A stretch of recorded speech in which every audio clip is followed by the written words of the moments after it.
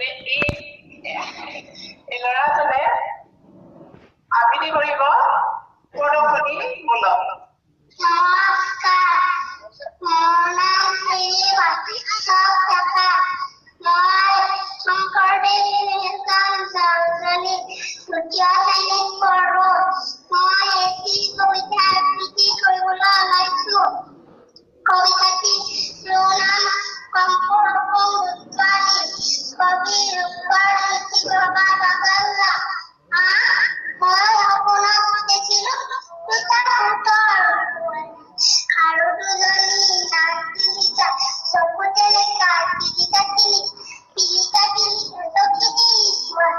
এটা কলা এটা ডাঙৰ দিনৰ কথা পাতে তাপুত তাপুত এটাই কলে ফুট ফুট ফুট ইটোৱে মান আচুকাৰি কলে টুট দেখিবলৈ একেবাৰে পোৱালি না কিবা কিবি কাপোৰ খুব খাত খাত মনে মনে কাম কৰে খুব খাত খাত হেংপুৰ কৰি দৌৰি চখিনি হতক নোখোৱাই পুলিচ দৌৰি চখিনি হত নেখেৰা হলে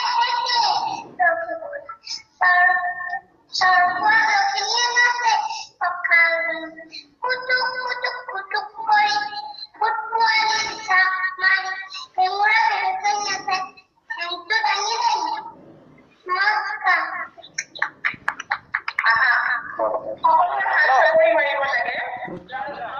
আমাৰ একনমানি বাবাটো উৎসাহ যোগাব লাগে হাত চাপৰিৰে।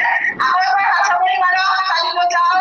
ল'ৰাজনৰ ভৱিষ্যত উজ্জ্বল কামনা কৰিলো। খুব সুন্দৰভাৱে খুব ধুনীয়াকৈ